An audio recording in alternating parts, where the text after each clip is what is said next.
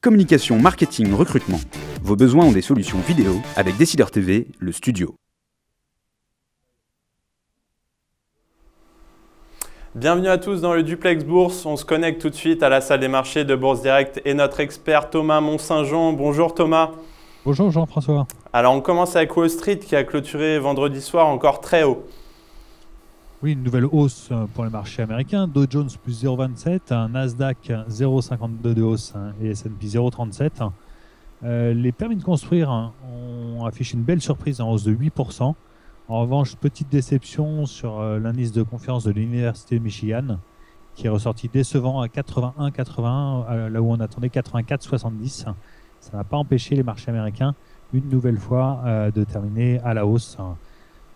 On pourra noter une nouvelle grosse fusion-acquisition avec AT&T qui va donc racheter DirecTV pour 48,5 milliards de dollars. C'est un opérateur de télé par satellite. Et puis le feuilleton Pfizer-AstraZeneca qui n'est pas terminé. Une nouvelle offre émise ce week-end par Pfizer, relevée de 15% par rapport à la précédente, qui a à nouveau été rejeté par le conseil d'administration du groupe pharmaceutique britannique. AstraZeneca en souffre un petit peu. Le feuilleton n'est peut-être pas totalement terminé, même si Pfizer indiquait que c'était leur dernière offre. Thomas, un mot sur l'Asie maintenant. Comment se portent les marchés? Les marchés asiatiques ont plutôt souffert cette nuit.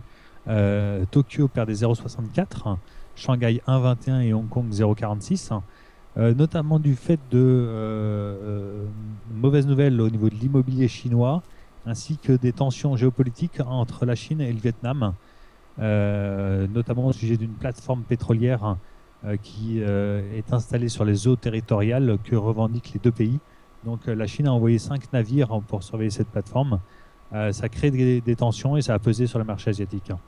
Un mot sur la bourse de Paris maintenant. Le CAC démarre en légère baisse ce matin. Le CAC avait démarré inchangé, on est maintenant en légère baisse. Les bancaires souffrent un petit peu, et notamment du fait de l'annonce de Deutsche Bank d'une augmentation de capital de 8 milliards d'euros. C'est important. Le secteur financier souffre un petit peu en bourse. On pourra noter également que l'agence Moody's a relevé de 2 crans la note de l'Irlande avec une perspective stable.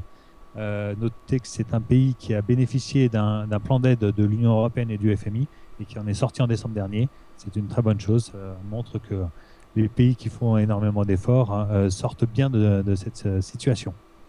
Thomas, pour l'analyse technique maintenant, quels sont les supports et résistances à surveiller? Alors, le CAC est allé tester son support à 4418, qui avait déjà été le point bas de vendredi dernier. Donc on a rebondi sur ce support. En dessous, on a toujours un support assez fort à 4400. Mais si cela venait à être cassé, on irait probablement directement sur 4320. On n'en parle pas pour le moment. Et il faudrait en revanche franchir à la hausse les 4470, ce que l'on n'a pas réussi ce matin, avant d'aller regagner les plus hauts de l'année. Du côté microéconomique maintenant, on parle encore beaucoup des télécoms aujourd'hui. Secteur télécom français, il y aura certainement encore de gros changements à venir. On pourra noter que Bouygues a fait état d'un résultat net positif de 285 millions d'euros vendredi dernier, du fait notamment d'éléments exceptionnels, et est rentré en discussion avec Orange au sujet d'un rapprochement capitalistique.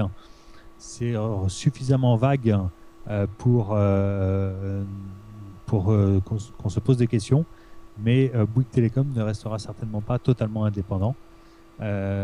Parallèlement, Numéricable est entré en négociation avec le groupe Virgin Mobile pour un rachat pour 325 millions d'euros donc de l'activité de Virgin Mobile, rachat auquel Vivendi participera à hauteur de 200 millions d'euros. Et puis Iliad a publié ses chiffres du premier trimestre avec un peu plus d'1 milliard d'euros de chiffre d'affaires donc au premier trimestre. 600 000 nouveaux abonnés dans le mobile. Donc on voit que le secteur est encore en très grand mouvement et ça risque de se poursuivre avec une consolidation. Thomas, on parle également de Solocal aujourd'hui. Solocal, oui, les ex-Pages jaunes qui ont lancé leur augmentation de capital la semaine dernière. L'augmentation de capital a été lancée depuis jeudi dernier. Ils cherchent à lever 360 millions d'euros sur le marché. Donc, c'est une augmentation de capital très importante et j'allais dire capitale pour le groupe. Ça lui permettra de se restructurer, d'augmenter un petit peu ses marges. Mais ce n'est pas la première fois que ce local fait une augmentation de capital. Donc, elle a souvent souffert. Le droit a été détaché et fait vraiment du yo-yo. L'augmentation de capital devrait quand même pouvoir être un succès. On attend les résultats. L'ensemble des souscriptions doivent se faire avant le 28 mai, donc avant la fin de la semaine, début de semaine prochaine. Bon, on espère pour ce local que ce soit la dernière augmentation de capital et la nouvelle étape pour une vraie mise à jour du groupe ce local. Thomas, merci pour votre analyse. Très bonne séance à tous et à demain.